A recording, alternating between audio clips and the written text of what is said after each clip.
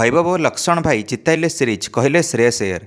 टी20 अधिनायक श्रेयस अय्यर निज नेतृत्व में क्लीन स्वीप कले जिम्बाब्वे को 3-0। भारतर विजय पर जिम्बाब्वे टीम भी शाबाशी देला अधिनायक श्रेयस को। श्रेयसकर प्रथम सीरीज विजय है जिम्बाब्वे माटी रे। श्रेयस अय्यर वर्तमान खुशी अच्छे तो कोच गंभीर पर श्रेयस अय्यर बाट बणा होते।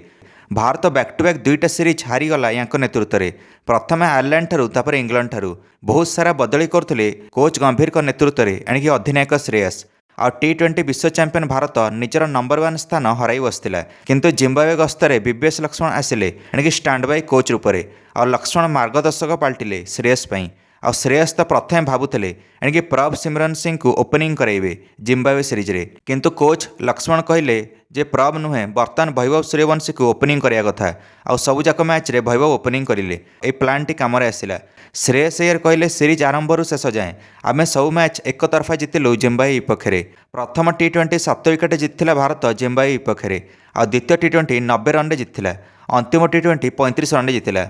आ अंतिम मैच विजय पर श्रेयस अय्यर कहले वैभव सूर्यवंशी आमर स्टार बैट्समैन पलटिचंती ए सीरीज रे।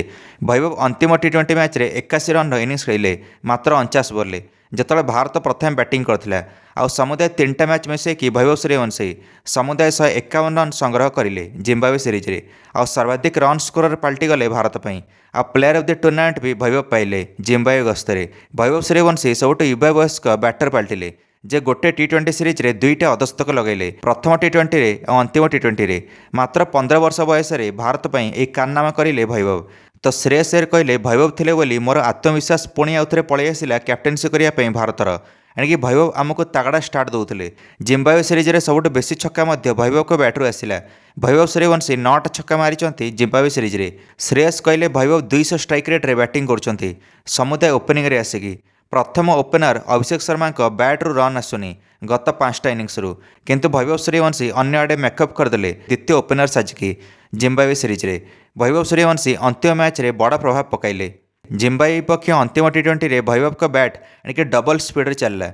वैभव गोटे छक्का मारिक स्टाडियम बाहर को बॉल पकईले हरारे मैदान रे। पूरा भारत डगआउट खुशी होगला वैभव का प्रदर्शन देखिकी। अंतिम मैच जिम्बाब्वे जीति जाता कारण विजयर व्यवधान मात्र 35 रन थिला।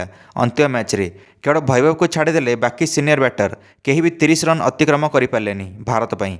ईशान किशन 29 रन कले, अधिनायक श्रेयस 27 रन और रिंकू सिंह 25 रन। वैभव भी एकमात्र बैटर थिले जे 49 बॉल 81 रन लगेदेले अंतिम मैच रे। से भारत 192 रन में पहुंचला। आ जिम्बाब्वे दल टार्गेट चेस बड़े एणिके 157 रन में अटकीगला। आ वैभव पई अंतिम मैच जीति पारिला भारत। आ क्लीन स्वीप कला जिम्बाब्वे को 3-0। दर्शक बंधु मैंने अधिनायक श्रेयस अय्यर कहले आ वैभव सूर्यवंशी आ बाद पड़ेनि से निज जगह को पक्का करछंती ओपनिंग रे भारत पई टी20 फॉर्मेट रे। वैभव एवं निजर भरोसा देखैछंती अधिनायक श्रेयस प्रति।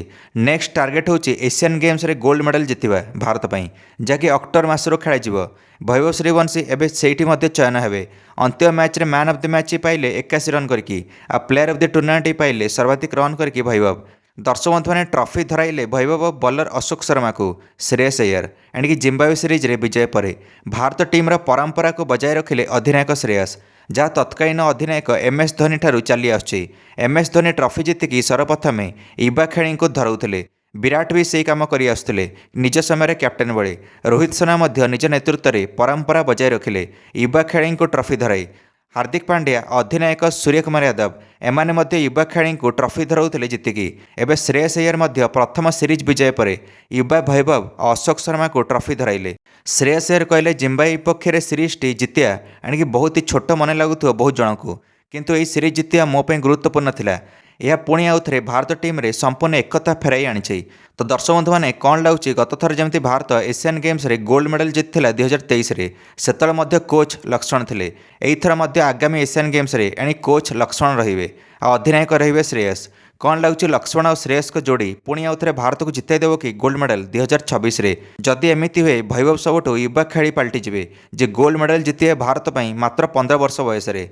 आपण निश्चिंत निज मंतव्य कमेंट दे वीडियो को लाइक और चैनल को सब्सक्राइब करदे समस्त क्रिकेट अपडेट्स। धन्यवाद।